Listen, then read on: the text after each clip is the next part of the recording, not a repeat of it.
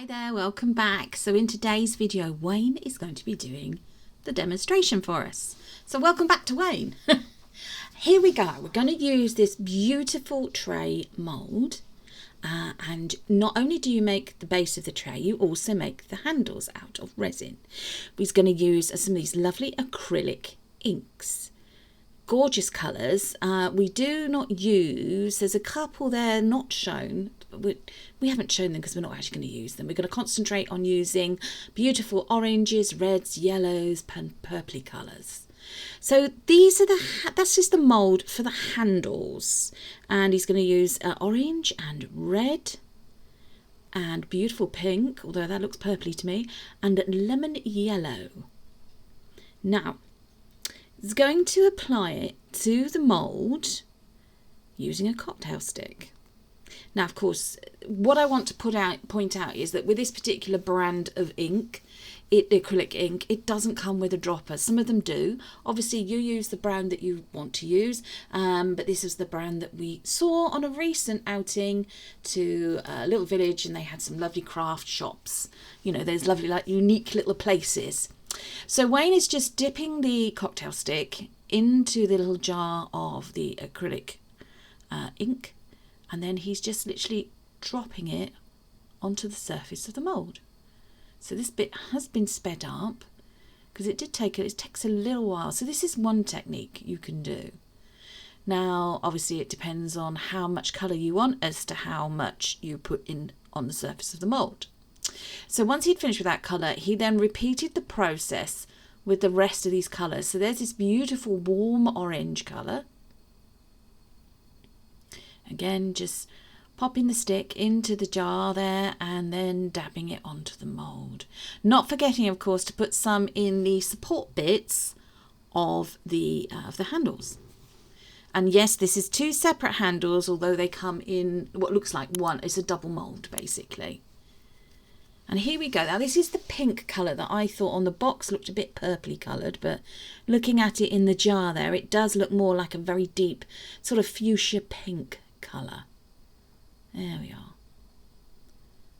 Now, of course, you don't have to do it like this. You could actually try making up your resin and just dropping it into the resin, giving it a very light stir with something like a cocktail stick or a kebab skewer. Or a mini cocktail stirrer, perhaps. Not cocktail stirrer, coffee stirrer. And then just pouring it very carefully into the mould. So that's another technique. Maybe we'll try that on another occasion. So here he goes with this lovely, lovely summery yellow. Lovely colours. Lovely colour selection as well. So at this point, we weren't sure just how pigmented the overall or colourful the overall piece, a finished piece, would be. This was very much trial and error, very much an experiment. Yeah, you could, of course, if you want to, like me, a fan of the metallics, pop it in. So this is using T-Expert resin for this 1:1 mixing ratio, and as usual, everything that we've used in the video today will be linked in the description box just down below. There we go. So it is pushing the colours out a bit and encouraging them to spread. Now, the only thing I would say with these moulds is it's very difficult, or it's a little bit tricky, let's just put it that way, to pour the resin up high enough into the mould so it comes up level and it doesn't shrink back down and cause like a dip. So, you know, fill them up to the level that you think and then go again. And then here he is just doing the other side. There we are. There we go. I'd love to do these colours using the bowl mould. So if you haven't seen the bowl moulds recently that we used in videos, why not check out our playlist and you will find them there. We did a solid blue colour using two different types of mica powders. I think it was the Frost or Icy Blue and Periwinkle by Arteza. And then I did it using some beautiful pinks and purples and reds and blues actually of alcohol inks, just dropping it in. There we are, just a little bit of a clean up there. But can you see the way that the colours have spread? Now he's just going in with the same cocktail stick and he's just given a little bit of a squiggly little bit of a squiggly with a cocktail stick. Don't touch the bottom of the mould when you're doing this because you don't want to scratch mould. But obviously if you want to use a micro brush, you could. You could use that. Use what you feel comfortable using. So there you are. He just wanted the colours to mix a little bit. So here's a close-up shot, if you can see that. So because he's used clear resin, you can still see the differentiation in the colours. So here we are. This is a good 1 to 1.5 days later. So he's trying to make sure that they're as solid as possible before demoulding these, because obviously you need these to be as strong and also as straight and flat as they should be. Not bendy at all. So don't be impatient like me and try and demold them before they are like that. So there you are. You can see one's come out. Now you can see a bit of colour on Wayne's hands. Can you see the orange in the big? Now I have asked him, because I did wonder, has that come off of the piece itself or did it come from the mould? And he said it was inks. It was the acrylic ink that was left in the mould. So it was, for some reason, it didn't pick up in the resin. But he did run his finger along the surface of the handle there, and none of the colour came off. This was just from on the inside of the mould, he said.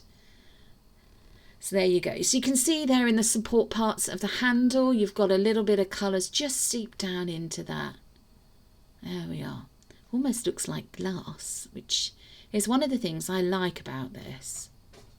And those colours, they look, I mean, those handles, they look really rather good. So you've made your handles up in advance, and there's a good reason for this, a very good reason, which you're about to see. So in front of Wayne there, we've got the base of the tray. It's not a straight edge, it's an uneven edge.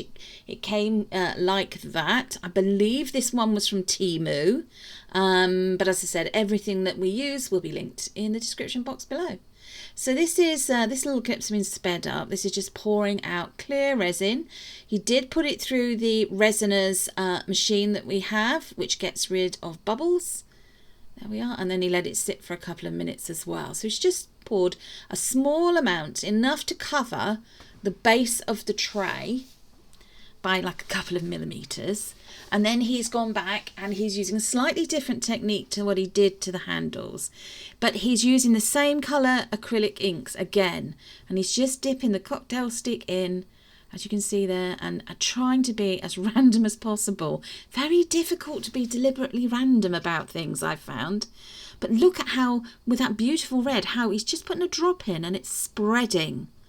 Now, the other thing to notice, or I noticed, was the way different colours, they seem to spread differently and in different ways. Can you see there, some of the red is actually starting to almost break up a bit. And then some of the pink is doing the same. The pink's definitely not spreading with the same speed as the red did. And in fact, the one that spread the least in this colour selection was the yellow. And I mean, I haven't got a clue as to why that is. Perhaps if you know, put a comment in the comments box, or if you've joined us live in the live chat for this video when it's premiering, I don't know, then, you know, pop us a comment as to why. I mean, look at that lovely orange. Now, in order to get the kind of effect Wayne wanted, he went back with the cocktail skewer. Again, very carefully around in the colours, and did this little squiggly sort of pattern, just running it through all the little different blobs, circles of colour with the of the acrylic colour, the acrylic ink colours. There we are. Now I can tell you this wasn't quite colourful enough. There wasn't enough colour in it. So he decided to add some more and then go back in again, the same thing, and do a bit more squiggling with the cocktail stick. So do a bit of a swizzle and a squiggle. And there we go. Yeah. So here we go. You see he's put a bit more colour in there, a bit more of the red. See, resin, I mean, that looks stunning as it is, but resin moves, and as soon as you add colour to it, it wants to put, for some reason, I don't know why, I don't know if it's something chemical or what, but it wants to pull all the colour into the centre. So that's also something to bear in mind with this. Perhaps another way of doing this would actually be to put larger amounts of actual coloured resin into the centre, or do 3 circles of colour and then another 3 circles of a different colour resin, and then another 3 on top of the other, tiny bit at a go, obviously, because this is not a very deep tray, and then pour. I don't know quite how you're going to do this, but as I say, this is just a suggestion. Maybe we'll have a go. Try and pour clear resin in the centres, because it will then push all the colours out to the edges, and then gradually as it cures it will pour it all back into the centre. Maybe that's something for the next video. Maybe so. So this was what Wayne was happy with. He then got his pre-formed, pre-made handles that he'd made from resin, and he found where he wanted to position them. So position your handles. Now do them as equally as you can. Try and make sure that they are, now I don't know if this word is perpendicular or not, but basically as vertical as they should be. He's just giving it a little spritz there with some isopropyl alcohol, because he spotted a few surface bubbles there. And now he's putting the other handle in as well. We go. So I think this is going to look like a piece of glass, I think. Yeah, like a piece of glass. There we go. Not quite. I was just adjusting it slightly there, doing a little freehand measure there with the cocktail stick. Does it come to that size? And then measuring it on the other side. Just adjusting the left one a little bit. Now, what this will do, this then, as it cures, make sure you put it somewhere safe. It will solidify the handles in it. Now, can you see what's happened? Now, I know Wayne, although he was happy, he wasn't necessarily overly happy with this. I think he wanted more of the effect that he'd had originally. Maybe an idea with this would be to do it in a bloom style. That would look stunning. But yeah, anyway, it's come away from the mould nice, very, very nicely. It is very, very solid. The handles are in there firmly. But this, to me, needs a little something extra. Now, so you could try and you could paint the back of it. You could put a backing on it. You could paint the back of it. Say you could do it black. That would look stunning. Or white even. Up to you. Wayne has decided to put a little bit of gold using the Deco Colour pen, ink pen, on the ends of the handles, and then his intention was to go around the edge of the tray, of the base of the tray as well. However, as you can probably see, those eagle-eyed of you, it's not coming out very well. Now, we do have 2 of these pens, and I have a feeling it's time to reorder. Let's just put it that way. We do use them rather a lot. They are our go-to brand for doing this sort of thing. They give a lovely mirror finish and effect. They're very good quality. And as such, of course, we do use them rather a lot. We do have another brand that we use by Let's Resin, but it's not quite the same. However, you will see the Wayne does actually change over to that brand and go over the ends of these handles again, and then also around the edge of the tray. There we go. So if you like, you could say he was putting down the base coat for these. You see, it's just not coming out, unfortunately. Oh. Yeah, frustration was probably taking over at this point, as you can tell. It will come out, it will come out. No, it won't. So, into the craft box he goes, and here we go. It is the metallic gold pen, and it is by Let's Resin. And as you can see now, you'll see it is a totally different colour. It's a much darker coloured gold.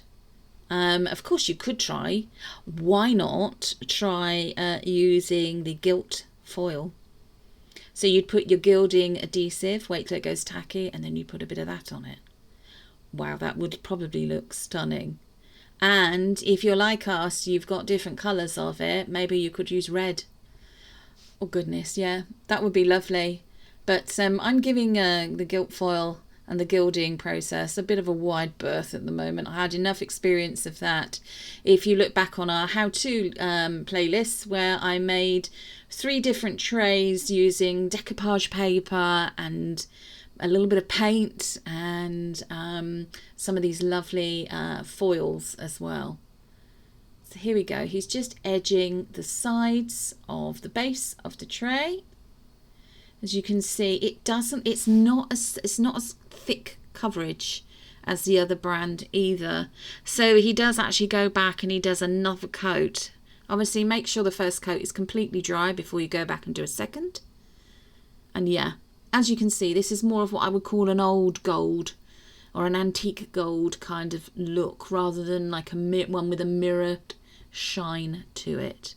But it's anyway, you can see it there, a slightly different light. It still does look very, very effective, and actually it picks out the little bits of yellow that are in the top of the tray.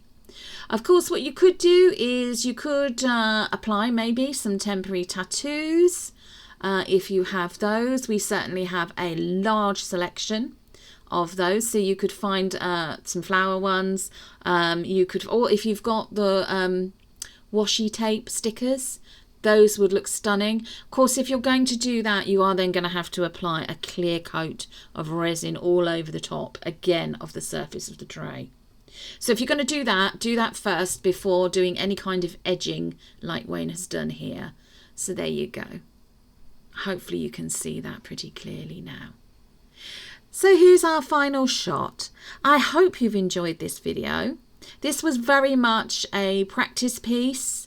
It's a bit of trial and error, certain things we would do differently, maybe things that you could also add to it. But we hope you've enjoyed following along with the process of making this project. Thanks for liking, sharing and subscribing, and we'll see you again in a couple of days or so. Goodbye.